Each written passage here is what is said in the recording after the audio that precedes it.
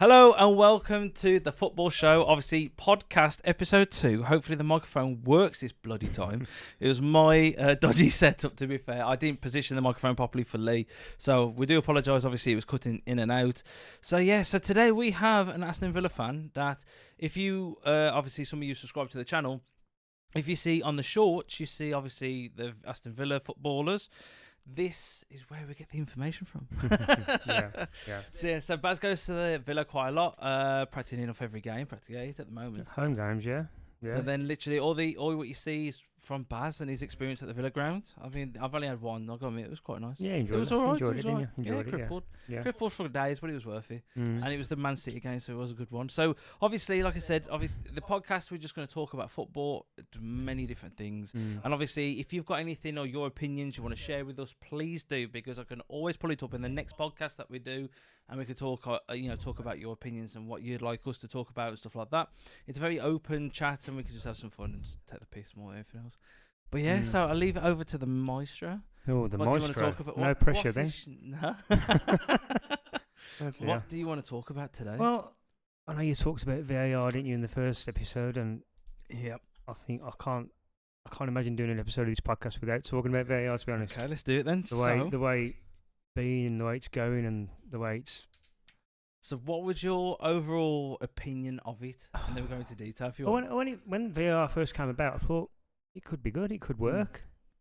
I think Lee mentioned in the previous episode about it works well in rugby and cricket and other sports, and they seem to have implemented it really well. But for football, for some reason, they seem to have made a pig's ear of it, for want of a better word. I think as well, like we were saying about with Lee, that the referees' decisions have been so bad, and then you got VAR to correct them, but even VAR can't even correct them. I mean, we were saying about the Liverpool game. I mean, that was clearly onside. Yeah.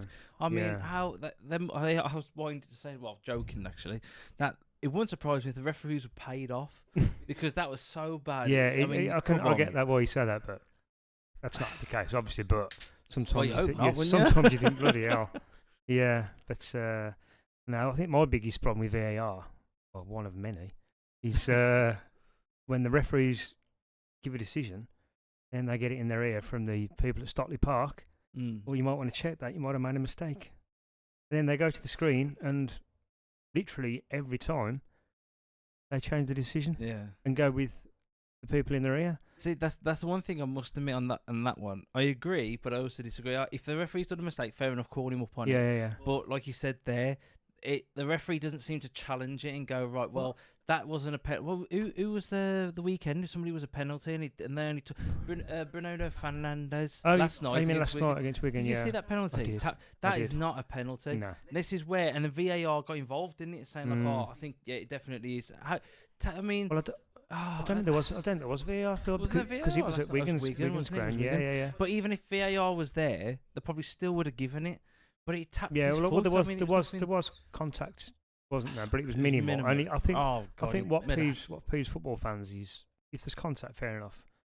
But just the way Fernandes went down. Oh my God, it was embarrassing. Anyway, he kept him on the foot, and he was holding his shin. Rolling. I know, oh my God! I mean, because he was rolling about as well. I know that's probably the way footballers are today. Well, no, I mean, especially European footballers. He was brought up in Portugal. Perhaps that's something I don't know. But it's just embarrassing. It really is. Thing is, though, at the same time, see when you watch that on replay, I think the players they just don't care. The thing is, because if that was me, and somebody hit me like that, I would be. I'd be like, I'd be like, yeah, okay, hit me. I might have gone down, but I'll get back up and go. I did make a meal of it. No, it ain't a penalty. Like Cristiano Ronaldo, the once he literally went down and he got back up and said to the referee, "It's not a penalty," and literally hit the ball away, which is fair enough. But I thought the footballers today. This is a question I wanted to ask you as well about footballers today compared to back in the day of when you first started watching football. Would you say? Even if they had VAR back in the day, do you think that the football was better quality and more entertaining back in the day than it was today? Than it is? You mean regardless of VAR? Yeah, regardless of VAR. I think the Premier League is a better product now. But whether it's a better game, I'm not so sure. Was it more entertaining? Because I mean, you take Vinnie Jones, Roy Keane, that clatter. Yeah, it is hard to say. I mean, you talk about the likes of Vinnie Jones and Roy Keane and Paul Ince and David Batty. Oh God, yeah. how would they cope with VR? I suppose they'd have adapted the game to suit, but probably. But that was when they enjoyed a tackle. It was part of the game. Oh God, yeah. I mean, I find today that they're too afraid to tackle. It's put pressure on them. Well, I think, but don't slide in like they used to. Well, I think VAR and the way the game's gone, it's sort of taking tackling out of the game, isn't it? Which I hope never happens because it is part of the game. But I don't know. It's becoming a bit. It wouldn't surprise me if they go back in the day, when they hold pennies in their hands, that type of thing. You know what I mean? It'd be like that because eventually VAR, you can't even touch them. No, they'd be on the floor. Oh yeah, that's a foul. Yeah. It's like, oh my God. Yeah, and I think any football fan, your working class football fan would say the same about what we're saying about VAR. It's just not working. No, and it should be working. I mean, I'm not saying it's easy to implement. It's not. But no. But especially with the Diaz, I'll just use that as an example because that was. Anybody could see from home, like a chair, a sofa fan. Even I could see that on the screen. That's a clear, what's it called, onside. Should have been a goal. Would have been the game. Probably would have been a lot more interesting as well. Yeah, but it's funny because Lee was saying about that the VAR is taking it away from the game. Because when we watch Sky Sports, when we watch on YouTube, sometimes when you come over and stuff, they seem to put that as the title VAR decision wrong or something. VAR has there's no. It's not. Oh, there was a brilliant game. Diaz ruled the show or something like that. But it always seems to be the title VAR. And I think VAR is taking a bit of the enjoyment out of watching football. As a fan on the terraces, you don't know whether to celebrate. You've got to wait. The VAR pending decision comes up on the screen, and that's something else I don't agree with. You don't get the replays in the ground when you're a paying customer. The people at home watching it in their living rooms, they get all the replays. I understand why that's the case because obviously it's on TV. If there's a replay in the ground and it shows them, it's going to kick off, isn't it? You know what I mean? Yes. But I don't know. It's just sanitising the game. It really is. But do you think though? Same as the rugby, soon as every decision that they're in the stadium, you can hear what the referee's saying. Well, I heard what he was saying in the previous episode about that, and I agree with that to an extent. But for some reason, rugby players seem to be a bit more respectful than football players. Yes. And that, yes. When it comes to the officials. Yes. I mean, you still get the rugby players swearing at them and stuff like that, but you don't really seem to hear it. Well, one thing that they do in rugby is the captain of each side is the nominated person to talk to the referee in rugby. I know they've tried that in football, but the referee just gets surrounded, doesn't he, by every member of the team, more or less. Do you think they need to be harsher on the yellow cards towards players then? So, if your captain comes up and then you've got, three defenders coming up shouting, blaring at the referee, do you think then the referees could be better and stricter to say, hang on, now I'm not accepting your behaviour. Yellow card, I'll give you a warning. You go away. You don't go away. There's yellow card. You do one more time. Doesn't matter if it's straight afterwards. It's a red card straight off. Well, you could have a sin-bin situation. I mean, I'm not saying I'm for that. Yeah. But it works in rugby, doesn't it? Interesting. It would be. Yeah. Mate, just imagine 5 players in the sin-bin.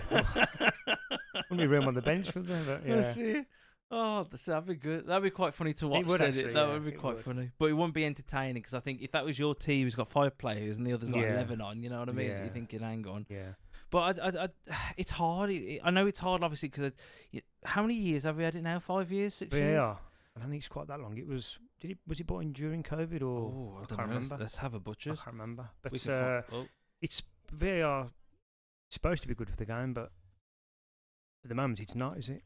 Nope. It's creating these problems. I mean, I don't know if you mentioned it briefly. I don't know if you saw the Dominic Calvert-Lewin sending off. Oh yeah. For Everton against Palace. 2016? Was it really? Sky first launched the VAR service back in 2016, and November 2020 streamed its first Premier League VAR broadcast. Wow. How mad's that? That is mad. 8 years nearly. But no, the Calvert-Lewin sending off. I mean, that's another example of the referee going to the screen, looking at the internet again, and he should have stuck to his guns and said to VAR people, "No, that's not a red card. It was barely a foul, was it?" Oh, sorry, Baz. I put VR instead of VAR, so I don't want VR came in 2016. Virtual reality. Oh, so it was during COVID then. Yeah, so 2019 to 20. Yeah. Extensive testing on the system had taken place in years before, including trials in the FA Cup and Carabao Cup matches before he went to the Premier League. I mean, that's crazy, ain't that? To say it's been trolled before, and now it's come up to 4 to 5 years. Obviously, this year we're flying by. Yeah. And they still can't get it right. No. I think they need to learn from rugby. Yeah, I know it sounds I don't think they should. daft. I know some people are dead against it. I don't think you should scrap VAR, but I think it needs a serious look. I think they. I don't know what the officials think at the time though.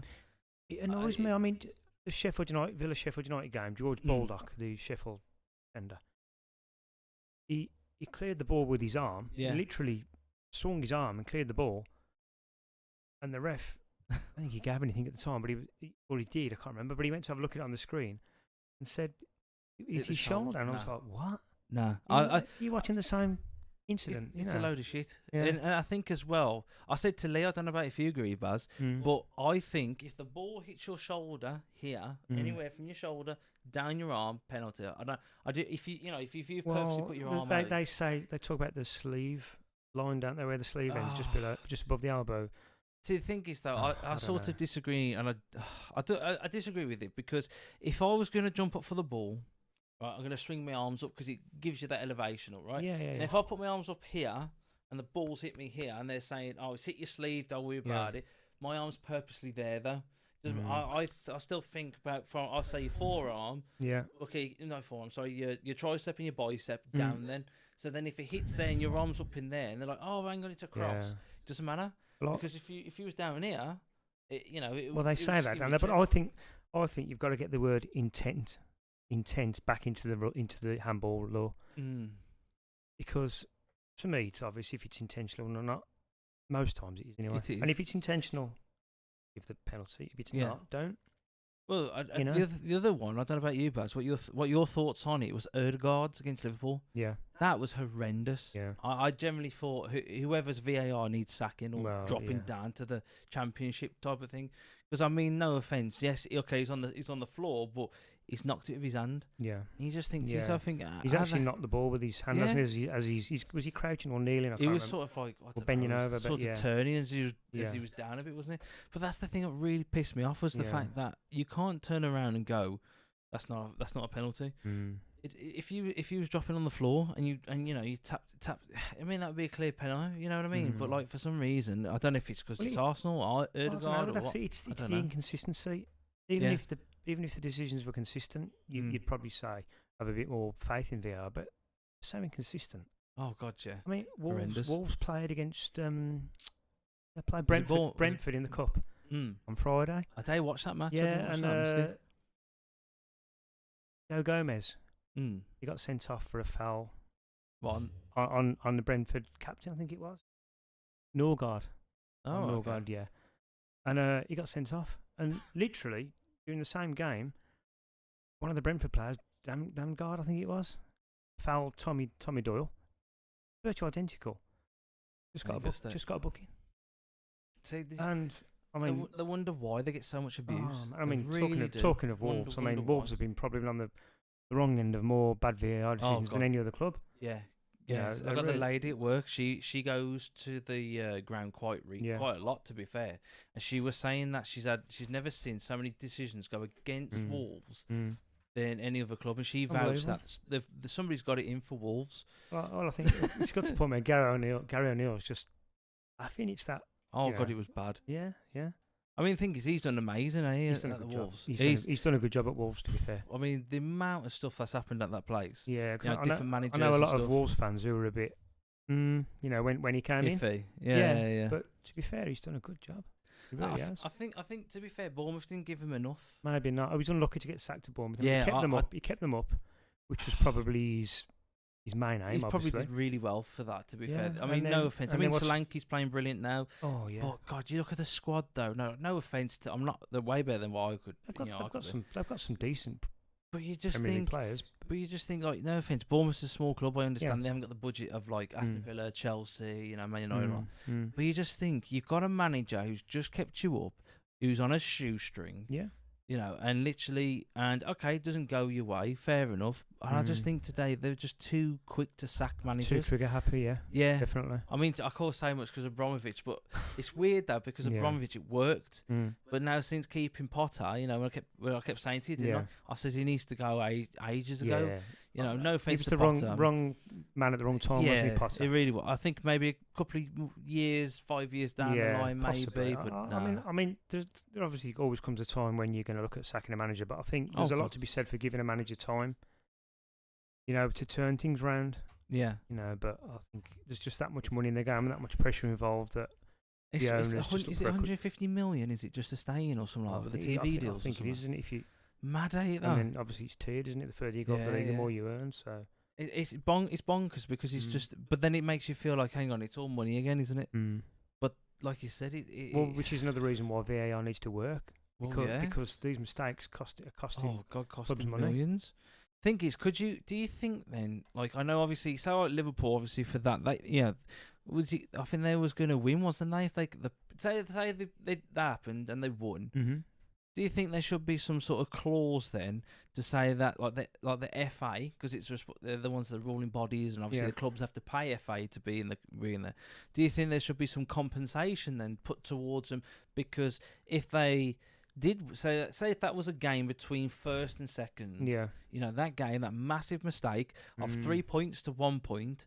You know, do you think then the FA should give the club compensation? I don't know. I think you're treading on thin ice there. Aren't you? I mean, because you'd have to introduce some kind of an appeal system, and then if you start appealing against referees' decisions, I know you can appeal against sendings off, red cards, but I think that's enough. I don't think you should be able to appeal against dodgy penalty decisions or handballs. I think it's just going too far, then, isn't it? You know, but I know what you're saying, but no, I think that's dodgy ground. Okay, what about? Okay, obviously, what happens on the pitch stays on the pitch. You know, you can't change it and everything like that.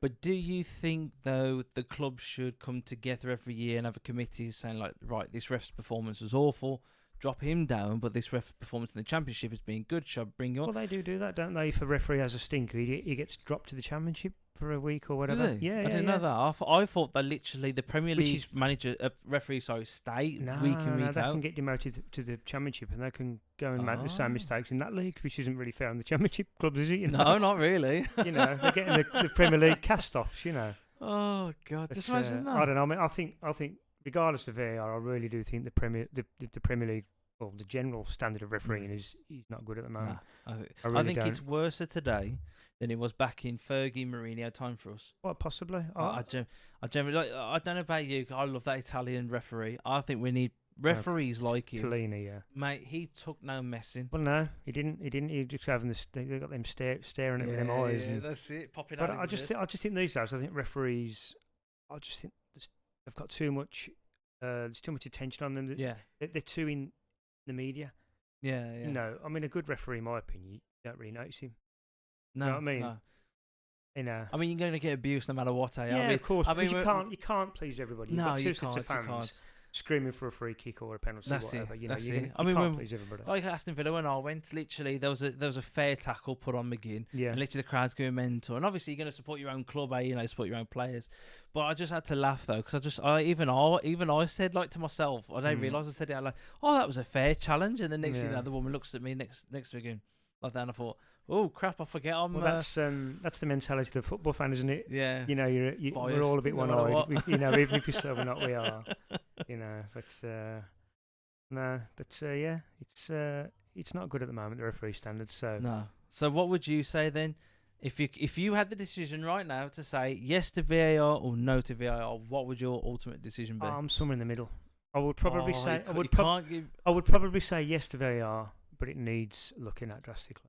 It really does. There's a lot of things that need ironing out. I think I'd agree on you that one, to be fair. I think VAR has got such great potential because I think if somebody keeps diving, like Sterling at the moment, he seems to be diving and he's really doing me head in as a Chelsea fan. I mean, he's a cracking player. Which is a shame because he's having a really good season. Yeah, he's a brilliant player. But for some reason, every opportunity he gets to sort of claim a penalty, he's on the floor, and I'm just thinking, oh my God. I think the reason behind that is a lot. If the players feel contact, they'll go down.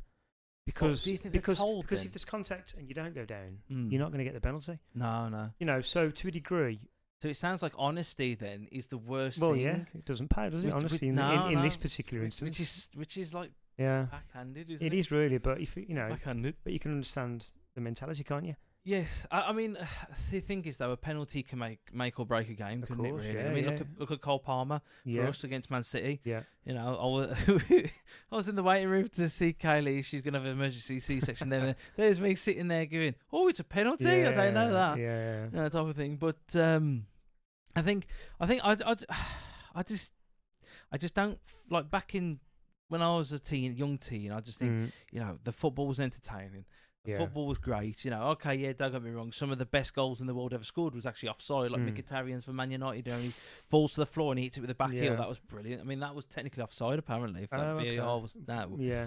But I just think the football's so much better. I mean, I'll probably say with say Bailey. I'm gonna get obviously you're an Aston Villa fan. Take Bailey.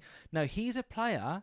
That's very rare in the Premier League. You want to know my opinion on this because he would take players on. Yeah. And if he loses the ball, he loses the ball. Yeah. But most of the time, when we watch Villa, most of the time he takes them on and he beats them. He'll have a go, won't he? But like, have you noticed like Anthony? Like all of a sudden, he go down the wing, he doesn't really push, and then stops, turns, passes it back. And I'm just thinking, and a lot of players do that, and it's like you got to keep possession, but possession's not good if the ball ain't being attacked. You know, well, that's what fans want to see. That's what gets bombs off seats, isn't it? In the stadium, that's it. That's wingers getting to the ball on, getting crosses in, beating their man. You know, I remember back in the day, Tony Daly at the Villa. I don't know if you remember Tony Daly. No, past my time, mate. Tremendous. Good winger. But and every time he got the ball, everyone was off their feet in Villa Park. You know, and that's what people want to see. That's what the fans pay the money for, to be excited, to be entertained. And that's it. I mean, Bale was a good example of that, and Ronaldo. I mean, okay, don't get me wrong, Ronaldo and Messi are like another class out of their own. But you know, you look at Gareth Bale. You know what I mean? He went to Real Madrid practically because he kept doing that down the wings. He was that quick. Oh, he was amazing. He was rapid. When he was at Tottenham. Such a brilliant player. Yeah. Oh, he was such a great boy for Tottenham. It was unreal. But you are right. That kind of player is rare. He's quite rare. And do you think, though, the game would be a lot more entertaining if you had a lot more managers going to their players? Okay, you lose the ball. You know, we work as a team. We cover from behind or by the side. We go for it. You know, I do. Yeah. Well, I've always liked wingers in a team. I've always liked width. You know, I think get the ball out wide. Get the chalk on your boots. Open the game, stretch the game. Get down that line and get a crossing. Do you think, obviously, Emery coming into Aston Villa's middle, you know, I mean, bloody hell, we don't know what the old Villa is anymore because they're that good. The difference between the Gerrard days and now is like 9 days, isn't it? It's unbelievable. It really is. Yeah. But do you think then, because he likes to play down the wing, doesn't he? He does like the ball go into the wing, you know, push him, even the midfielders. He plays the high press, doesn't he? I love the high press. Yeah. It's tiring because they do look knackered. He plays it well, and you know they do. You've got to be disciplined because otherwise you're going to play people on side if one person's slightly not pressing. You know what I mean? But now he plays it well, and to be honest, it's some of the best football I've seen at Villa Park. Ever? Well, I wouldn't say ever, but in a long, long time. Probably since Martin O'Neill days or... Really? Yeah. We're going back to like 2006-07 era? Yeah. Bloody hell. Yeah, I mean, when you look at the managers Villa have had in that since Martin O'Neill, you know... I call so much, mate, with Chelsea. I mean, you got Remy Gard, Tim Sherwood, Alex McLeish, Paul Lambert, Steve Bruce... You know, I can't remember Steve Bruce being Aston Villa. I can remember Newcastle deal. Yeah, but and then when Dean Smith came in, I thought he was good. Credit to Dean Smith, he turned things around and he was in the Championship then, wasn't he? He came in. He came in for Steve Bruce, and remember he won his first game at Swansea. And was you there? Yeah, at Villa Park against Swansea. And then I think it was the following season. We got our promotion. I mean, we had because you lost in the first playoff. First playoff we lost to. I think the lads at work. I think because the owners of my place, I think they went down. They said so disappointed. Well, that was a blessing in disguise in some respects because because the owner then, Dr. Joe, I think his name was. He was a Chinese owner and he wasn't good for the club. And then when we came up eventually the following season against Derby, then we were prepared for the Premier League then. Oh, that's okay. Yeah, even so though who's your owners now then? It's the American guys at Wes Edens. He's something to do with Adidas. And then okay. So and another guy whose name I can never remember, to be honest. Yeah. I was gonna say, literally, the thing is with these owners, like, it's all good pumping money in it. Mm. You got to have a good structure. Yeah. So yeah, that's what I like about, you could say about your owners type of thing. Liverpool's owners. They don't really get involved like Chelsea's owner.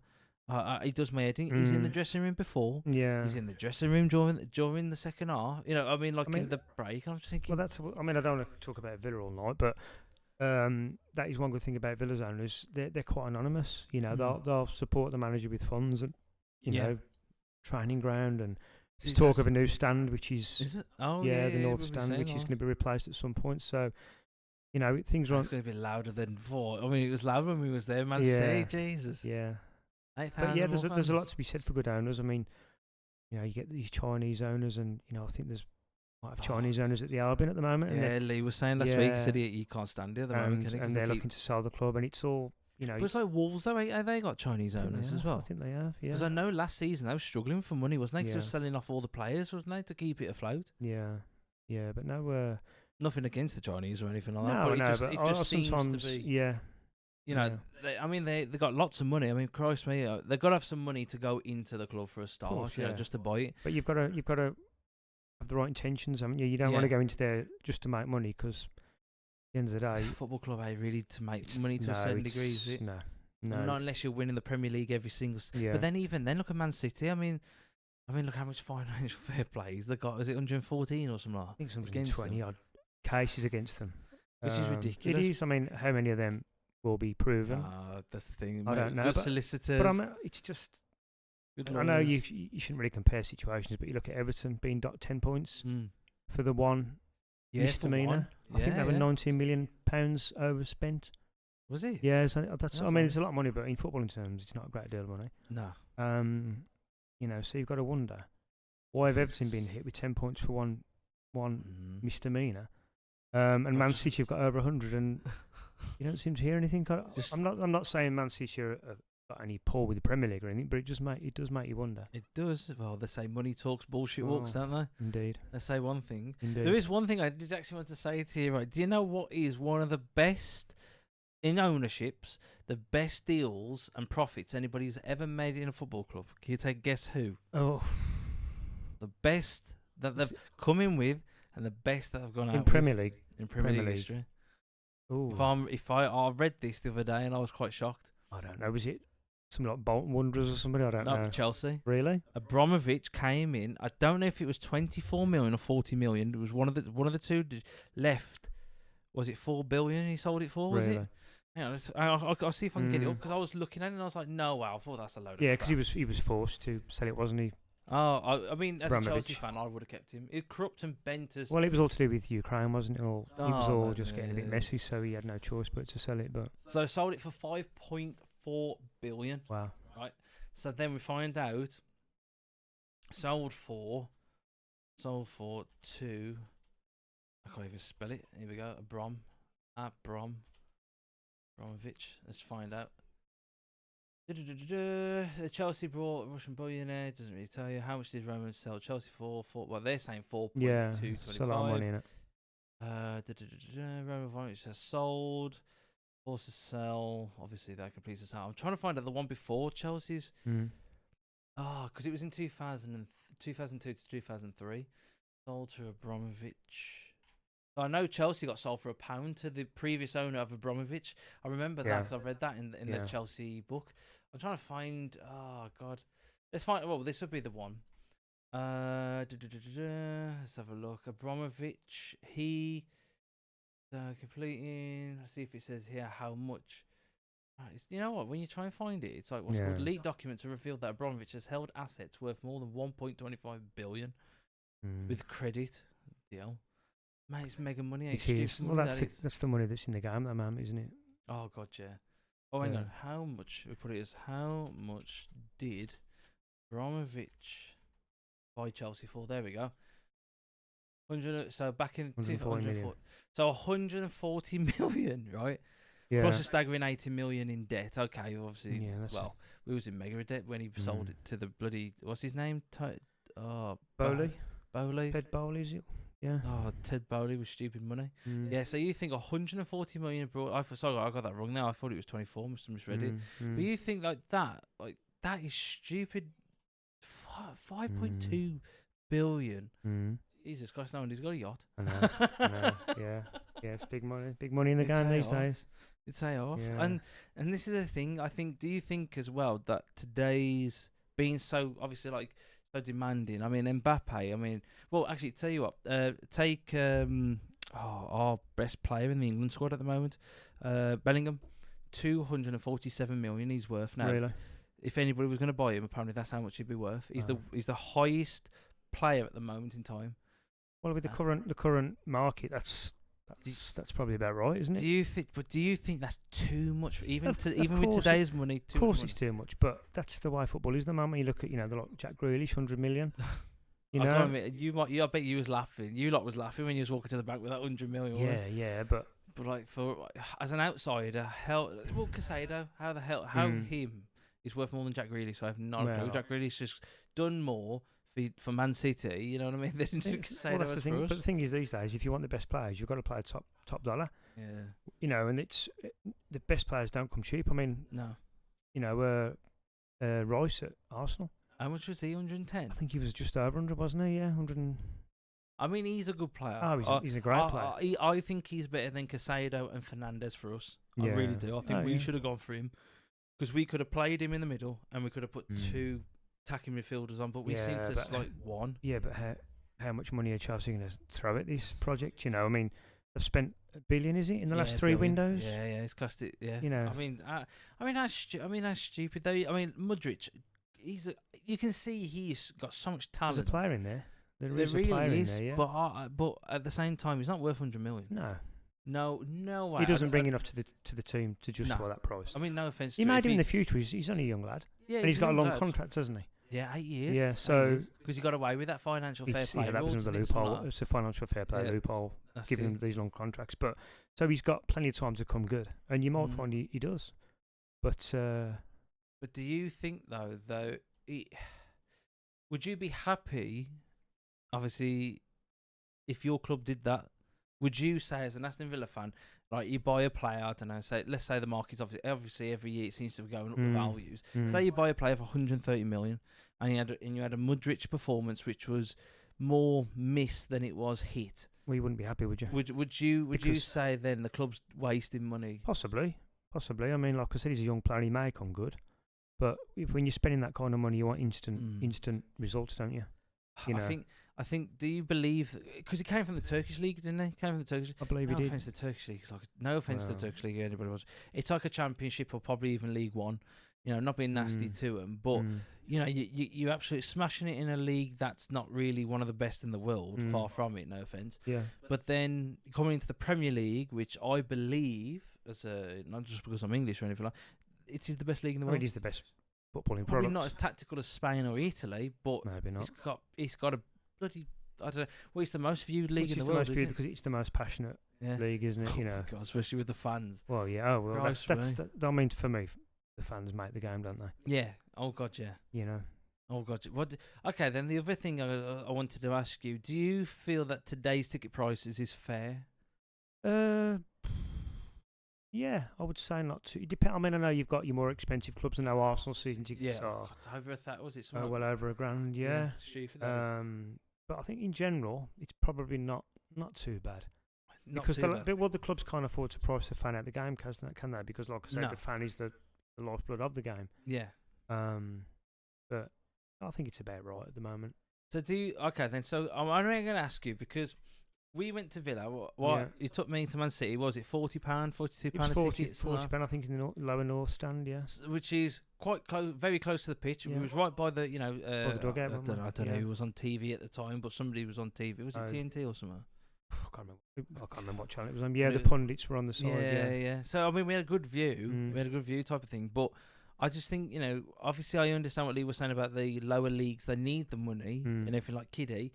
But if I went to Kidderminster, say, in the next 2 games, it's like 28 quid a ticket. And, I could put an extra tenner, and ask somebody, say, can you get me a ticket type of thing. Yeah. You know what I mean? Do you think, obviously, I think they're in the conference, aren't they? But do you think that's value? Because I think they should. It's all relative, isn't it? I mean, if you're a Kidderminster fan, you pay no matter what. Yeah, you want to watch your team play, you'll pay. It's like, I mean, that's the thing about, again, I'm talking about Aston Villa, but every week now since we've been back in the Premier League, the ground sells out. Oh God, yeah. So they could more or less charge what they like because the fan base is that loyal. They know that the fans will pay it. Yeah. You know, and I think you mentioned in the previous episode there's a huge waiting list at Villa, as there probably is at a lot of clubs. 10,000? No, it's more than that. I think it's more like 20,000. Is it 20,000? I think it's 20,000 plus. Because I said you're still waiting a long time in the list, are you? I'm about 6,000, which is why I'm keeping my fingers crossed for the North Stand to be built. Because I think that's apparently going to put about 8,000 on the gate. Deal. So it's still a lot, and you think I find it fascinating that there's 20,000 people for a season ticket, but there's still people who's just signs up can get a ticket. I find that bizarre. Like, you know, to me, when you say, "Oh yeah, we'll give it to the season ticket," we'll have like, I don't know, say how many you hold? Is it 48? 42,000 and something. Is it 42? I thought it was bigger than Chelsea's. Chelsea's 42. About the same, I think. Then I was thinking. The thing is, with that, you think, okay, well, sell the tickets. Most, say 90% of the stadium would be season tickets, because you know for a fact people are going to pay it. Yeah, but they need to keep. They always keep so many back. But then you keep that 10% back, don't you? Well, that's. I don't know. I think you've got to give so many to season tickets, but then there's a cut off, and then the rest go for general sale. Because I don't suppose everybody can make every game. No, true. And if they made everybody become a season ticket holder, you'd miss games that you paid for. I don't think of that, actually. That's a good idea, actually. But I mean, they do a membership scheme at Villa, and that works really well. And if you're a member, you get early access to tickets for home games, and that works well. So you can always get a ticket if you're a member. I'll stick to an armchair supporter, mate. Well, yeah, each to their own. As soon as it's finished, I know I can get to the toilet there. I can have my drink and everything like that. Yeah. No, I think it's a good atmosphere at the Villa 8. I mean, when I went there, I mean, even the people around you and everything like that. I mean, I was a neutral. I wanted Villa to win, obviously, but to watch it, I thought it was a great game, and the atmosphere and everybody seemed to be all right. Like, you didn't seem to have some knobhead, you know what I mean, around the corner type of thing. Yeah. I got to admit though, on the way out, I was telling Lee afterwards about the story when obviously Dante was coming out and you yelled Dante. Yeah. And there was literally the fans was arguing. I said to Lee afterwards, after the podcast, I said, mate, I was pissing myself laughing at it. Yeah. Because I said, you look at it now, and I said, only football. But they're taking it life and death. I mean, they're spitting on each other, throwing bottles at each other. That's so important it is to some people, isn't it? To a lot. I mean, it's important to me, of course it is, but I've never. That's an extreme, mate. Yeah. I mean, don't get me wrong. Like, I'll be pissed off if it happened to me, type of thing. Someone spat on me or something. Of course, but I just found it funny because literally they're going for it. And then the bloke made me laugh was when we was walking around the corner. The bloke came past us because I spat on him. Wanker and everything like. And they're proud of it, type of thing. But what makes me laugh is that the bloke's got spit on his back. Yeah. I don't think he knows about it. Didn't. And obviously to me, I'm laughing my head off because obviously you go there, you think, fuck it now, come on. But to them, I think, some people, it's a thrill, It's a thrill. It is. I always laugh at them ones like the Football Factory. You always have every stadium I've been. I've been to West Brom. I've been to Warsaw. I haven't been to Chelsea. I'd love to go to Chelsea, but it's too far. But like, there's always them fans. When I went as a hidden Chelsea fan when Chelsea won the Premier League at West Brom. Albion, At the Albion. I remember that. And I'm not joking you. The lads in front of us got battered this shit. I mean, why would you stand up? You knew there was Chelsea. Yeah. You could just tell. You had the typical bald. That's it. Yeah, the typical bald-headed fat bloke who's had more pints and pies than anybody else in the stadium. Then you got the proper chav. Proper one. Then you got the proper, what do you call him? Pretty boy. Pretty boy. His hair slicked back, fake tan. Mate, and then they stood up and they went, fuck you, we've won the league and everything. Mate, and then all of a sudden, Kaylee's dad was in front of me and he was sitting down and this bloke just jumped over him. I've never seen, he was a bit of a big built bloke. I'll probably say he was more fit than he was fat. Fucking jumped over him. Fucking whacked this bloke in the face. I'm not joking. It was like something out of a video game. The blood just went boom. And then I was like, ooh, this is entertaining. So then you got the I'll probably say middle-aged blokes literally go in there, but then you had the younger ones that were standing there jumping, going, I fucking need to come over here. And then as soon as they get close, they'll run off. You're always going to get flashpoints with football fans, aren't you? I mean, look, we haven't got the issues we used to have. Well, you used to have lots of fights. In the 80s, it was... Really? Oh, my God, yeah. It was really bad, yes. So, luckily, that's been pretty much ironed out the game. I mean, the only trouble... it wasn't really trouble. Poland was when the Legia Warsaw fans came to Villa Park before Christmas. Did you go? Yeah, I was at that game, yeah. And they were a bit dickheads, really, but... I mean, they ended up. The police wouldn't let them in the ground at the end. Didn't they? So the away end was completely empty, and they'd all travelled. No way. Yeah. So they didn't I let them didn't in. know that. Yeah. So it was quite. They must have been pissed. It was quite. But then again, they caused it themselves. Well, yeah. I mean, I would imagine there was a fair few innocent fans who would weren't causing trouble. There's always one that who didn't end up getting into. I mean, to travel all the way from Poland and not get into the ground. I know. Yeah. You must get pissed up afterwards. Yeah. Well, yeah. It would have been to make it worth your while. But you know that's what you do if you cause trouble. You don't let them in. Okay, then what's the worst fans you've ever witnessed? Worst fan? You mean trouble? Okay, we do categories. Then we do the first one is trouble. Probably Birmingham City. Probably away was a bit. At their home. A bit scary at the Blue at St Andrews. Yeah, I mean I'm going back a long time ago. And I remember walking through Digbeth with my mate Jimmy to go to Villa. And look, we hadn't got. Yeah, because you buy it, eh, Digbeth? Yeah, we hadn't got any colours on.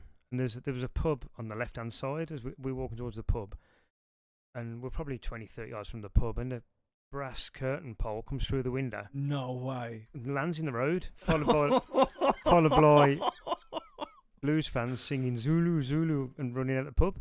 No way. Yeah. And there was several incidents that day. But again, that was in the late 80s. I think Gary Thompson might have scored for the Villa. Oh, blimey. And I think Villa actually did win that game, but yeah. But like, That's quite funny. But like I say, a lot of the trouble now is, especially, I mean, the trouble you had with the Legia Warsaw game, you don't get nothing like that in the Premier League in Premier League games. I mean, there was a bit of atmosphere when AZ Alkmaar came to Villa Park before Christmas again. Is that the Dutch team? Yeah, and they were letting fireworks off. It was ever so bizarre. I mean, they come out the train station. Yeah. And they sort of marched to the stadium en masse, these Alkmaar fans, yeah. And they were letting fireworks off out their hands in tubes, and it was bizarre, yeah. Damn. Yeah. I mean, there wasn't, as far as I never saw any trouble, such, but like I say, with the Premier League games, there's none of that. So the only one I could say is Millwall, West Brom. Lee said to me his dad wasn't going, and they had season tickets. He goes, "Do you fancy coming?" Yeah. As before me condition and everything, I was like, "Yeah, go on, I'll go watch Millwall." And I'm not joking, you mate. I've never seen. I mean, they say Millwall's some tough bastards, and you don't fuck around with them. But it was like as if there was caged monkeys on steroids. You know, you see the monkeys in the zoo when they're yanking on the doors and they're going for it and everything. Mate, honestly, these lot was literally snapping the boards off and throwing it. I had to laugh at the one because we're at the we're not in the way end with the fans. We was right at the top of the other end of West Brom, and I said to Lee, and Lee goes, "Oh, just sit here." He goes, "Phil," he says, because I've never seen Millwall fans before, and I was like, I've heard about it. He goes, wait, mate. He goes, where are you going to see him? And then literally when I sat down, I'm not joking, man, they were mental. I mean, obviously it doesn't beat the curtain, the brass curtain pole roof of the window. Close to that. That is so funny, but literally they was just there. I remember the one ripping the sign off the side. I don't know what it was, like some plastic, and just flung it. And I thought, God, if that hits a kid, you know what I mean, like type of thing. But he didn't give a shit. This bloke just went, fuck it, flung it. And then next thing you know, them trying to climb the bars. So now they're trying to climb the bars. But the problem is the way the West Brom Stadium is, you got the little side bit and it goes down, it goes away and goes down, doesn't it? He's trying to climb it. I don't think he realised he's got a bit of a decent drop like this bloke. Right. And even the steward had to get through and go, nah, don't do that. You're gonna fall. Like, I mean, that was mad. I've never seen anything. I mean, he's mad. But like I said back then, it's mad. It happened. I mean, that was only was before I moved there, so probably about 2018, 19, I think. Anyway, mental, eh? I wanted to ask you a question. Anyway, go on, as a Chelsea fan. Oh, here we go. No, nothing too heavy. Because obviously the FA Cup's going on at the moment. Yes. And Chelsea are playing tonight, aren't they? In the Carabao. I think they're playing now, actually. Or the League, or the League Cup, as I prefer to call it. Oh, the Mickey Mouse Cup. No, it's not a Mickey Mouse Cup. Not a Mickey Mouse Cup at all. Cup that was, though. Everybody used to call it Mickey Mouse Cup. What are your opinions on the cup competitions? Because obviously, you get a lot of managers these days, especially at clubs like Chelsea, Man United, Arsenal. Well, and all the way through the Premier League, really, who play weakened teams in the cup. I think it's good to have like the lower league teams come up and everything like that and prove, obviously have good matches and stuff, but. Like me, I'll watch Chelsea in any match. Yeah. Don't get me wrong, I get pissed off lately. I turn it off when it's on Sky Sports and beat it and then playing shit. I'm like, nope, that's enough for me, thanks. But I think it's good, but I do think as a club, No, I'm not. Take my opinion out of it. I think as a club, you're Carling, you only win something like 125 grand, 8th from winning the Mickey Mouse Cup, and then the FA, I think you win like $1 million. I'm not talking about money though. I'm on about winning a trophy, prestige. I think winning any trophy is a bonus because there's only so many trophies each season. You got what is it? The Charity Shield. Well, you don't count. That's not a major trophy. No, but it's still so much. I'm talking about the Premier League, FA Cup, League Cup, League Cup, the Mickey Mouse Cup. Yeah. No. So I'm a Villa fan, as we're all aware. Villa aren't. I know they're doing well this season, but realistically, they're not going to win the league. I don't think. I mean, they haven't got the strength and depth of your Liverpools, your Chelsea, not your Chelsea, your Arsenal, your Liverpools, Man City. So the FA Cup, League Cup, to me, are important. I mean, some of my best days following the Villa have been at Wembley, winning League Cups. Carling Cup now, FA Cup, yes. Well, that's what. Well, I mean, a trophy's a trophy, in my opinion. I mean, you're probably spoilt as a Chelsea fan. I mean, Villa haven't won a major trophy for 28 years this year. 28 years. 28 years. 1996 against Leeds, and I was there. And when I left that stadium that day, we'd won the cup, and if you'd have told me you won't win nothing else for 28 years and counting, I wouldn't have believed you. So to me, the cups are important. And what does annoy me, I've just talked about weakened sides in the cup, is the way that the Premier League teams, the managers, put out weakened 11s for the cup. Yeah, massively, yeah. See, I can understand from a manager's point of view that you want to keep your best players fit and the most energy because the Premier League is the most demanding. Yeah.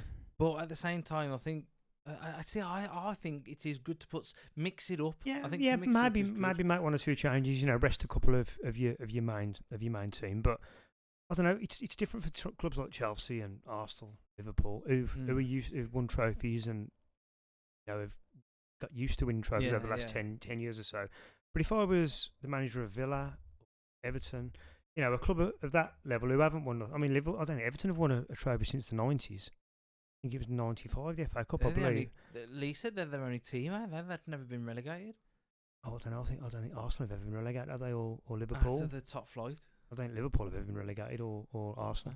Anyway. I don't remember. So, to the clubs like Everton and Villa. It's big. Yeah, the cups are arguably their only chance of silverware. So if I was, I've just said Villa haven't won a trophy for 26 years. I think it was Brian Little was the manager then. If I was Villa manager, I'd go all out for a cup. Because that's what the fans want. And if say Emery won the FA Cup this season, he'd be a legend forever. He'd be a legend at the club, do you think? Yeah, because he's brought silverware to the club. But would you say that's because the Villa haven't got the money as Chelsea and Liverpool and stuff like that? Or would you just... to compete for the Premier League? Yeah, type of thing. Well, not all about money. I mean, look what Chelsea have spent. We've already touched on that. It's about Leicester, it's about. I mean, Emery's getting the best out of a good squad. Let's be honest, Villa have got a good squad now, but he's getting the best out of them. Yeah. And whether they've got the staying power to go the distance and possibly get a Champions League spot this season, I'm not too sure, but then certainly. What happens if they do? I bet you'll be buzzing, wouldn't you? Oh, of course. Imagine if PSG, like Real Madrid, come to Villa Park. Of course, it'd be lovely. It'd be lovely. I mean, that'd be brilliant. I remember the days of watching Inter Milan at Villa Park, and when was that? 1990 was the first time I saw, and then again in '94. But I remember Villa playing Juventus when I was a kid. In the European Cup, as it was. Basically, what I'm saying is the cups are important. And if I was the Villa manager, and I understand you've got your Premier League position is your priority. I understand. Because obviously, the higher you are, the more money you get. I understand that, but I would certainly put a lot of emphasis on winning a cup. On winning a cup, if I was. I just find like as I call it, the Mickey Mouse Cup. I don't find. Yeah, it'd be nice to win it, but I wouldn't celebrate as a Chelsea fan like before. When Abramovich took over, because I was a Chelsea fan. I think in 2000, I think 1999 or 2000. Yeah. And I was actually a West Brom, started to become a West Brom fan, and then obviously what's it called comes in and then says, "Oh, don't support that shit, support the decent team." But then I think when we won the Premier League in 2004 and 2005 and 2006, I think if I remember right, that was a massive celebration. But then, like you said, as you win so many cups, I think some fans, to a certain degree, and I'll admit it myself, we take it for granted. I won't. When I first did that, I celebrated it as a young kid. I remember Mourinho when he came to Chelsea. Oh God, from FC Porto, wasn't it? Wasn't his first trophy the League Cup? Yeah. And Chelsea fans celebrated that, and look what it led to. So you call in the League Cup a Mickey Mouse competition, but it's really not. It's really not. At the end of the day, to see your club captain lift that trophy at Wembley. Yes, I'll give you that. I'll give you that one, but I just think it's not. If you could choose a cup, obviously it'd be the Premier League, of course, then FA, and then Carl, and then obviously the Carl, and then the Charity Shield. It's still nice to see your team lift the Charity Shield up, stuff like that. But I just think, out of all the cups, I mean, now as a Chelsea fan, I think in today, I think if we won the Carling Cup, Christ me, it'd be like winning the Premier League. But like, with Abramovich time, winning the Carling, what it was called the Carling Cup back when I was a teenager. You think, oh, it's brilliant, well done, great, it's a really good, but then you're like, within a week you forgot about it. Really? Honestly, a lot of. You really have been spoiled, haven't you? Yeah, really have. I think you get so used to the success because you knew Abramovich was all about success. Yeah, he would not settle. I mean, like Carlo Ancelotti when he came to us, I think it was 2010. I think he won us the league, and then he had a fallout with him the next year. It was off you go, fuck off, get another one. And I think. It worked back in the day. I think today it's not working anymore. No. I don't think you can just go willy-nilly and sack managers and, Well, it's like I said earlier in the episode, sometimes there's a lot to be said for giving a manager time, and I believe that. I mean, there always comes a point, every manager's got his half-life at any club, hasn't it? Yeah. It's sad, though. It is. That's like Fergie, you have But Wenger. I mean, you look at, at Emery. Yeah, Emery. Yeah. Again, I'm talking about the Villa, but that's mate. You're a Villa fan, so it's the club. You're here to talk about Villa. And he followed Arsene Wenger. Yeah. And it was obviously always going to be tough. And I think he finished 5th or 6th. I can't remember in his first season, and they sacked him. So that's the same with what's it face, Said? Man United. West Ham manager. What's his name? David Moyes. Yeah. But the worst part about the stats today. Ten Hag is worse than Moyes. Worse. When Moyes was at Man U. Yeah, it's worse. And this one makes you laugh. You think, well, maybe if they gave him, because you think about it back in the 90s. I'm only, what I've read up. Fergie and got sacked. He had one game to save. I think it was 1986. Was it 1986? Yeah, they played a cup game. And I think Mark Robbins. Remember Mark Robbins, the old United striker? I'm not. He scored a goal. I think it was about to win the game, and arguably saved Fergie's job. And then look what happened after that. Well, then we say especially in the 2000s era. I mean, Christ, maybe Chelsea and us Man United was like the two battles. Yeah. But that's what I'm thinking. Sometimes you got to give them time. But then, do you think at the same time take the Potter scenario? Obviously, let's forget it's Potter. The players seem to be having more power today than they ever have done. And if we went to our jobs and we started acting up like some of the players do if we started acting, we'd be sacked. Well, yeah. We'd be let go. But it seems to be the opposite. You see, the clubs today seem to get rid of the manager instead of getting rid of the player or demoting the player. That's always been the case. It's always the player, the manager who. But do you think that's right, though? Who falls on his sword?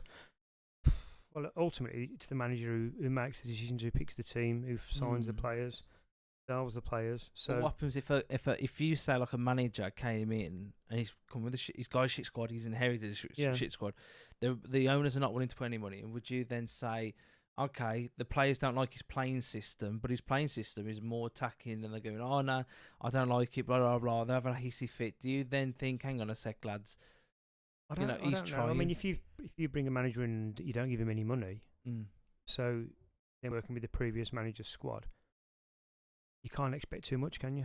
No. I mean, there's different scenarios. I mean, when Gerrard left the Villa, Emery came in working with basically the same squad and turned it around. Dramatically as well. So what does that tell you? That tells you that Emery's probably better tactically. He's probably a better man manager. Yep. Players respected him whereas they apparently weren't playing for Gerrard. Mm. Well, he ain't doing that well in the Saudi No, League he's having a shocker over there apparently, but you know. But it comes to that saying, doesn't it? Not every good player is a good manager. Well, no, that is true. I mean, the only ones I could probably say is Mourinho, Pochettino. There's definitely Zinedine Zidane. I mean, yeah, of course, mate. I'd have him at the Chelsea any day. What a legend he is. But no, I think you know, managers do you sign a manager. I mean, look at Rooney at Birmingham recently. Yeah, he had a poor record, but he didn't even get a transfer window. You know, so he didn't get the chance to bring his own players in. But then, do you think Rooney's had his day? I don't know. I mean, he did okay at Derby. You know, I mean, they got docked points in the Championship, didn't they? And then they went on a run and looked like they were going to stay up. And then they got docked another 12 points, I think it was. Again? Yeah, they got docked twice for, I think it was financial irregularities. I can't remember. And then he still nearly kept them up. And so he did a half-decent job at Derby from that respect. But for whatever reason, it didn't work out at Birmingham. But I mean, what did he have? 15 games? I mean, what can you do in 15 games? I mean, I know the Birmingham fans weren't happy, which obviously, if I was a Birmingham fan, I wouldn't have been happy, I suppose. But you've got to be realistic, haven't you? And perhaps, but I think the problem was he took them from 5th or 6th and then down to 20th, and that's all the fans see. You know, then there's a threat of relegation. Why did they sack the manager before then? You know, or not? Well, I've no idea, because they were 5th or 6th, and fifth is a decent place. And in I the think his last 2 games, John Eustace, they'd won 4-0, I think, or 4-1, and then they beat West Brom 3-0. And then he got the sack. Then he got sacked. Yeah, he's got to be some falling out on the board. I don't know. I don't know if you mentioned it in the previous podcast, but I think that the owners wanted a bigger name. Really? Well, I'm only surmising. I don't know. It wouldn't surprise you, because you think about it like bigger name, might bring in more attention type of thing. Yeah, I mean, I know I'm a Villa fan, but Birmingham, you know, I've got a lot of mates who are Blues fans, you know, and we have banter and that, and it was great when Blues were in the Premier League, even though they were a bit of a bogey team for the Villa back then. They used to beat the Villa regularly when they were in the Premier League, but even so, we used to have some great days out, you know, watching the football and having the banter. But now Birmingham, they're in the Championship, obviously.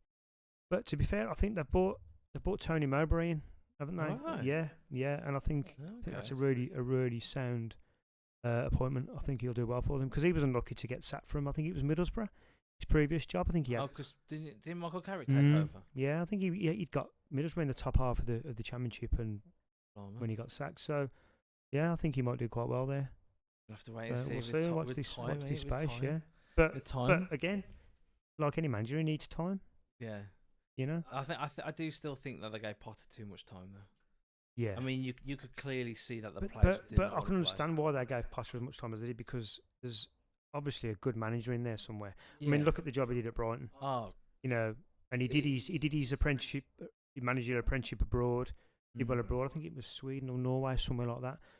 Comes to England, does a great job with Brighton. And I think at the time he signed for Chelsea as manager, I think everybody thought it was a good move. You know. So would you say he's better? Brighton was better with him, or with or their recent manager now? Oh, that's a good question. That is a good one. Yeah. What would you say is your opinion? I think Potter did a really good job at Brighton, and I think Potter suited Brighton better, and Brighton suited him, if you know what I mean. Yeah.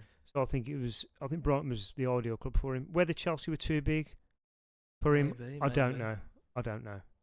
I mean, there was smashing names though, like Man United, Man City, Liverpool. Yeah. Oh yeah. And that was giving them some good. But I just think for I mean, Chelsea, we ain't the biggest club in the world, but we are a top-notch. Well, was a top-notch club who, you know, back in 2012, we nearly signed Messi. If it wasn't from his dad. If it wasn't from his dad, even Messi agreed to personal terms and everything. Mate, just imagine Messi in the Premier League 2012. He would have killed it, I think. He would have killed it. So anyway, moving on. Go on. Transfer window opens this month. What are your thoughts? Any new strikers? Any rumours you've heard, or Chelsea or anybody else? I think we need 2 new strikers straight away. I mean, Brozier's a good player. I just. What about Jackson? You're not a fan? I mean, he's better than I could ever be, regarding the position and stuff. And what's it called? I think if I started running, I'd be on the floor with my legs. I think he'd be decent given Tom Jackson. I just think the problem is you've got to have that mixture. You've got to have a bit of youth, a bit of experience, put it together. Best format of any club in the world. It is. But I generally do think we need to buy that. I mean, I want to sold Giroud. I would not have sold Giroud. I would have kept Giroud for another 5 years. Class act. Even if what is he now, 38, something like that? And he's still banging in the goals for AC Milan. Yes, okay, you could say the league's not as top-notch as Premier League, but I still think we need to buy... I mean, that Osimhen, he seems really good. We need a Drogba. That's the trouble. That's the trouble. We're trying to get somebody who is Drogba. You were spoiled with Drogba. Yeah. What a player. And, players like Drogba don't come around every day. Not anymore. So I think the only strikers we possibly could go for, I mean, it's got to be Osimhen from Napoli, but he's gone up now. He's 120. Yeah. I think he's 120, 140 million to buy him. Oh, the owner. So I'll tell you a player who is in the news at the moment, Ivan Toney. At Brentford. He's coming back after his suspension, and there's rumours Arsenal sniffing around him. Yeah. Let's have a look. Actually, we can have a quick look. And he won't come cheap. Oh God, no! But what about 100 million? Last time I read on Sky Sports. Yeah. Let's have a look. See what we're saying then, Baz. So Mbappe, the one about him going to Real Madrid, are they? Yes, on a free. Free. Well, his contract runs out, doesn't it? Because he's sort of on strike, isn't he, at the moment at PSG? Well, he hasn't been playing, has he? I don't think he has. Anyway, correct me if I'm wrong, but I know there was a conflict there, and I think he refused to train or something. So. Yeah, funny. You want Mbappe to stay. So the PSG, the Chiefs want him to stay. Oh, right, okay. Timo's gone to Tottenham. Traitor. Then again, we don't really. Do you know what? I think that would be a good move for Tino, because I think so. I mean, since Kane left, Son's sort of become the main man at Spurs, but he always works well linking up with a centre forward. He's rapid as well. Yeah, and he'll feed off the flicks and the knockdowns and that Harry Kane used to do. So I think set him up as well. I think Bernat would be a really good move for Tottenham. I think. What about Sancho? As it's saying here, Man United. He's going back to Dortmund, isn't he? I think he should never left. It's a shame. It's a shame because such a talent. Again, there's a player in there. There really is. I mean, but Ten Hag's killed him. I think. Oh well. I mean, he does need a move. But it's the wages, isn't it? It's the wages because. I mean, was it 320,000 they offered him or some stupid? I don't know what the numbers are, but I know he was on silly money at United. Let's have a quick butchers then, Baz, if you're happy. So Chelsea, the rumours are for Chelsea. We'll have a look. So players who are linked, I don't know who that is. Somebody's linked. I don't know who that is. Oh, from Sporting Lisbon. Victor. What's it? Victor? I can't say his name. Gutierrez. Right. Gutierrez. 17 goals in 20 games since joining Sporting. It's a Portugal league. You know what I mean? It's a good league to a certain degree, but I don't think it's the same as what's it called? Because Fernandez, he has some brilliant games, but then he has that odd game now and again. Really struggles to be part of anything. Mattison's a good player as well. I think he'd be good at Dortmund. Yeah, he's going on loan. Yeah. I think I read that earlier. Good. Yeah. Conor Gallagher, that really pissed me off. That did. Chelsea would be selling off part of their identity. And that's what the Sky Sports are saying. I agree with that. There was on about him going to Tottenham. Really? No way. Do you know what? I really like Conor Gallagher. I think he's brilliant. I mean, when he was at Palace, he was a better player at Palace than I do think he is now. Yeah, but he's playing with better players now, isn't he? So yeah, know. But I think he's a player. I mean, I'd have Conor Gallagher at the Villa in a heartbeat. I really would. I think England international as well. You know, he's a good. You want to be keeping hold of him as a Chelsea fan. He's got his head down as well. He seems level-headed, doesn't he? He doesn't seem like very flamboyant, like showing off. And he's like you say, he's a good professional and he's a grafter as well. Oh God, he puts a shift in. He do off. I'm trying to see if there's anything else, but he just keeps going on and talking about Conor Gallagher. We mentioned the Saudi League earlier. Oh, go on. There's rumours of Henderson coming back. Yes, actually, funny you say that. It's just come up now. Yeah. As Henderson put Ajax. Well, there's rumours of Ajax, but there's also rumours that he wants a return to the Premier League. But you never know. Because this is the thing. I'll tell you what, he's going to have to take a big hit money-wise and tax as well. He's going to have to. Oh, you don't get taxed, do you, Saudi? No. Here you go, mate. So your Finaz, Middlesbrough, and then Ben, I don't know, there's Chrissy, Blackburn, on loan, Keir Smith. And that's it. Doesn't really say anything else for Aston Villa, really. No, I think it could be a quiet window for Villa. Emery praises mature. I Villa. mean, one or two, mate. You might bring one or two in, but I don't know. I think from a Villa point of view, I know we've got John Duran, but I think we could do with a backup for Ollie Watkins. Yes. I mean, touch wood, we've been lucky so far. Watkins has stayed relatively fit. Yeah. But if he gets, who would you have there? Well, if he gets injured, I've got my doubts whether Duran he's experienced enough at the moment. Because he's youngster, he's 19. He's 19, possibly 20 now.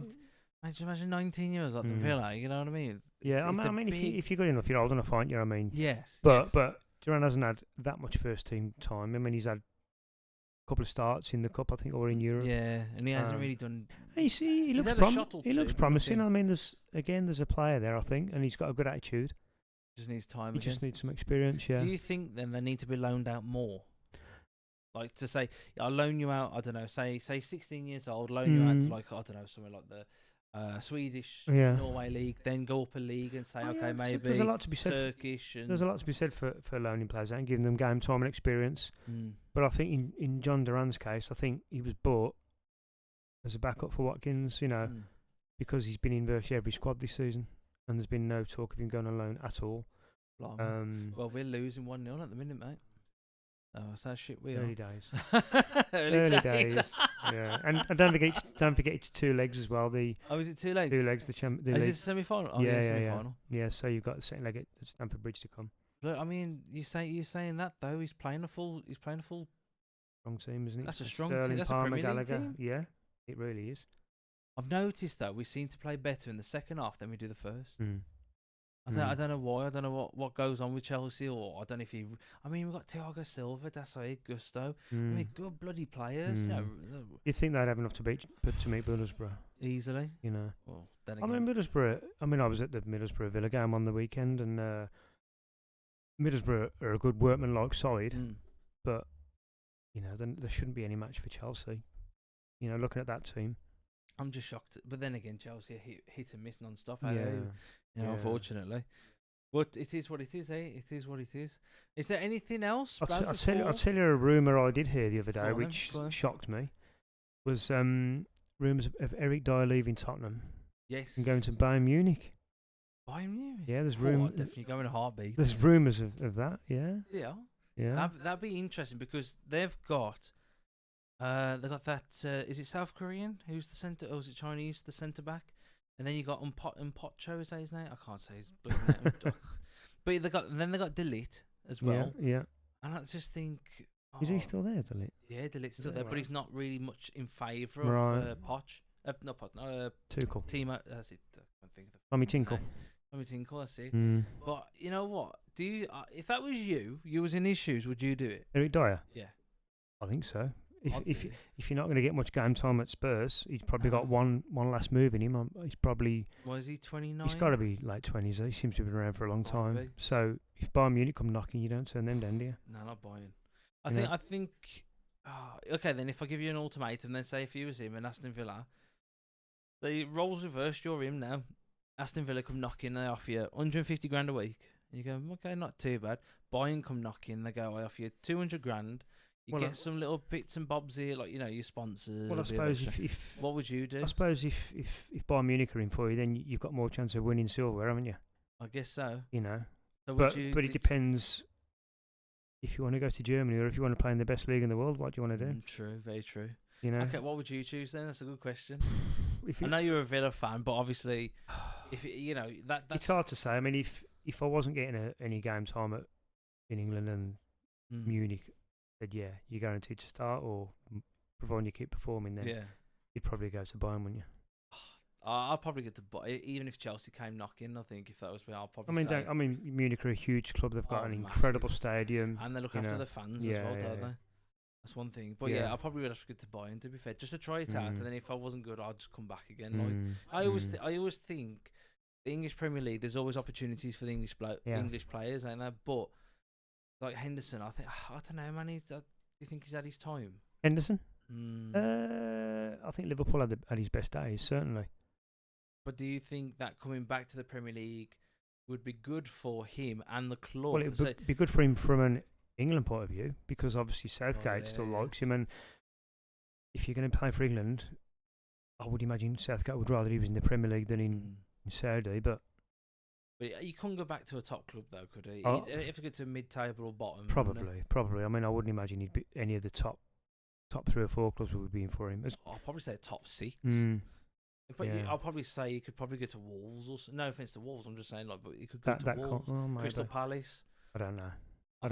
That's why I always think sometimes they say they want to come back, but they expect to go back to where they used to be. And it's like we all age, our bodies, obviously, wear and tear and stuff like that. And I just think maybe it might rekindle his flame again. You never know. I mean, I don't know. I don't follow the Saudi game. I don't know how he's been performing over there. But I know it's shocking. But I know it's a week. People are taking the piss out of him on the Facebook. It's not a great standard, I wouldn't imagine, but still. Anyway, but finishing up then. Go on then. What's one thing in football that annoys you? Can you think of something? Just something daft, just to finish up on. Good question. I'm going to be honest. You probably think, fuck it hell. I'd probably say the fans. Yeah. When a clean tackle has happened and they go fucking mental, and I just think like. Well, again, it goes back to the one-eyed. Yeah. Fan, doesn't it? We're all guilty of that. I mean, don't get me wrong. Like obviously it's like me. Sometimes when Chelsea gets tackled, I go, fucking foul and everything. And when I look at the replay, I go, fair enough. That was a brilliant tackle. Well done to that player. But it just pisses me off when I went to West Brom game with Lee, and I'm like, fucking bloke next to me pissed me off. Lee was gonna have a fight with him in the end because Lee was slagging off the club, and he was like, oh right. I mean, good, positive talking and everything like that. Yeah. But like. He was going, that ain't no fucking foul, ref. It's fucking bullshit. And then when they showed you on the bloody replay on the screen, snapped his leg. Yeah. If you're taking a ball, that's the only one thing that I probably would say really fucks me off. It's like, I understand it's your club. I understand you're going to shout and everything like that. Yeah. But when you see it up on the screen, they've showed it, or you've seen it on replay on the TV, you're like, hang on a sec. That was the brilliant, like one of the best tackles ever. And they go fucking mental. Yeah. And I'm like, shut the fuck up, sit down. Yeah. But that's probably say... my petty hate of it. But what's yours? What's yours? Oh, other than VAR, it's a daft one. It's always pissed me off. Go on. It's when a team goes away from home. Yeah. And they wear their away kit when it doesn't clash with the home team. You know what I mean? And because I'm a real traditionalist when it comes to football. Your away kit's your away kit. No, I think if you play away from home, if you can play in your home kit, playing it. Do you know what I mean? You know what I mean? So they're wearing their away kit when they don't need to. It sounds really daft on it, but it's just something that I think. But do you think? Okay, then take Chelsea. Then I've got to give you that. They had 3 kits for most of the seasons. Then would you class that was money grabbing? 8? Well, I think a lot of times that's why they wear the kit when they do, because they're promoting it, they're advertising the kit for sale. And that's it. It's more money in the club, I guess. Yeah. What did you on that point then? Did you like Arsenal's kit the weekend? The all white? Because that was it. I don't know why they did. Someone was against Red Warriors. It was against knife crime. So it was a stand against knife crime. But why all white though? So because it's the opposite of red blood. So they wore all white. But then again, so Liverpool could have played in their red kit and they ended up playing in purple. So you got Arsenal in white. Yeah. Liverpool in purple. Yeah. Yeah, but I understand why Arsenal did that. Obviously, that was a one-off. Arsenal have done that before. They've done it a couple of times in the past year. Okay, let's say if it wasn't knife crime then. If it wasn't knife crime, did you think it was a good-looking kit? Well, I like all white kits. I like the Real Madrid kit, I must admit. I think Real Madrid is just a special, unique one-off. You can't... Anybody tries and does all white can't do it. I just... Juve is good because it's white and black. I remember once, talking about Villa again, we played West Ham at home. Yeah. I mean, this was probably in the 90s. I was at the game. And West Ham had forgotten their away kit. No way. Yeah, so they got to the game at Villa Park. So they've got the home kit, not their away kit. So West Ham have played in claret and blue at Villa Park. and we've wore our away kit. No way. We wore white. Yeah, at Villa Park. No way. And it was bizarre seeing Villa at home in their away kit. Dear. Yeah, but that was a few years ago. But that was a genuine mistake for West Ham kit man. But did the fans go mad or anything? No, nobody cared. But it was just weird. Weird looking at home teams at home in their away kit. Yeah. I got a question to ask you then. Mm-hmm. Obviously, before we finish, football tops. Yeah. Right. Do you? I know it's money making again, but it just what's your opinion on it? Do you think they forget about the money side? Let's just forget about. Do you think they should change their home kit every single year like they're doing now, or just have a really nice, pristine kit for like at least 3 years? Personally, I wouldn't change it every year. I remember when I was a kid, Villa had the same kit from like 1976 to 1982, I think it was, when they changed it. So they had that kit for 5 or 6 years, the kit they won the league in. I know times have changed now, and it's all about money and sponsorship and shirt sponsorship and whatnot. But no, it's not going to change. I mean, it's a thing now, isn't it? Where every club has a new kit every year, and that's never going to change now, is it? But if you could, though, if you had the power, if I had the power, then I'd buck that trend, I think, and perhaps I'll probably say I'll be exactly the same. Okay, then before we finish, what kit would it be? What year? My favourite. Go on. Well, I'd have to say that late 70s, early 80s kit for Villa. Which one? So. Because that was the first kit that I really remember. What was it? Aston Villa. Which one was it? 1981. 81. Well, it's the. Boom. Let's have a look. Yeah. That one. That one there. Yeah. 35 quid still. Yeah. You can get it. You can buy them all in retro now. All the old kits. Okay, yeah. Oh man, see if I can see if this software will let me do it. And that is the first replica Villa kit I ever had. Oh, there we go. When I was a nipper. Yeah. You was a nipper. There we go. I don't know where to stick it. There it is. There it is. That one. That's my favourite ever Villa shirt. Yeah, and it's probably because of for nostalgic reasons. Yeah, because that's my first kit I ever had. It's nice though with the collar. Yeah, it's nice, and I love that. Like I love the badge as well because. I mean, I've just heard today that Villa are going to have an Adidas kit next season. Oh no. Yeah, that's the rumour, and I can't remember the last time I bought a replica shirt. But if we do have an Adidas kit, then I'm probably going to get one. I mean, really? Yeah, because I love Adidas, and I think if it was a power blue sleeve with 3 claret stripes, that'd do me. Because so literally, how much would that be? Probably be 70 quid, probably. Yeah, you'd have thought so, wouldn't you? I think. Let me find it. That was my first ever. Hang on, I'll show everybody on what's called. That was my first ever one I was given. The reversible. Yeah. I had the blue reversible. It was the home and the away kit, and it was a darker blue for some reason. Oh, I remember that. Yeah. But it was nice. Yeah. I loved it. Yeah. But the one where it had the gold, the gold stripe down here. I don't think it's 2004. Maybe 2005 then. But it had the gold stripe, and oh my god, when my mum brought it me, I'm not joking you, mate, that went everywhere. I don't care where that literally, there you go, that's the one. Oh, I was selling it on eBay. Yeah. It's a nice shirt. I just thought it was just that reminds me of the classic Chelsea team with Lampard, Terry, Drogba, Peter Cech. Hasselbank was coming to the end, war. Oh yeah. It's when we got Drogba as well. We had Iron Robin as well. Iron Robin playing for us then as well. Yeah. I mean, I'm trying to think. We had John Terry. We had Wayne Bridge. Ashley Cole. Yeah. That was a great side, wasn't it? He was a good signing. He was. But yeah, look at that. That just look. I mean, back in the day, obviously, a century, 100 years, and I just thought it just looked damn sexy. Well, things changed, don't they? Another thing that pisses me off a little bit, but we'll save this for another day. Pundits. Football pundits. We'll leave that one there. We'll do that one next week. Yeah. Or next time you're here. Okay. Mate, we'll do that one because I said that with Lee. Right. Fucking does me head in. But yeah, we'll do that one. We'll have a little chat about the pundits. That's it. Episode, I don't know, episode 3 or 4. Yeah. But like I say, obviously, guys, I want to say a massive thank you. It's that way on the screen.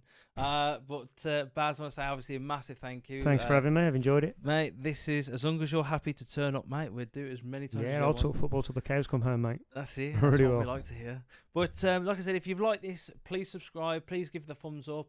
I hope you've had a good laugh with us as well. And also, if you've got any comments for Baz, obviously Baz goes to the Villa all the time. Any comments or any questions you want to ask him or anything like that, or his opinions on or anything like that, please ask, and then I'll save it and crop it and put it on the screen so then Baz can see as like a surprise next time you turn up, like type of thing. Baz, I've got some questions. No problem. People, they want your opinion of this and this. I'm glad to answer any questions. So, yeah.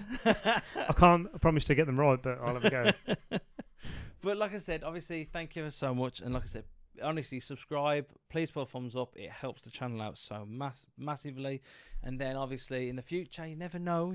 We would like to give out freebies to you guys to say thank you for supporting us as well. But from Baz, anything you want to say before we go? That's fine. Cool, yeah. So, from the football show, guys, episode 2. Woohoo! We've actually got the bloody things working as well. Hey. But episode 2, we love you all. And, yeah, see you on the next one. Take care, guys.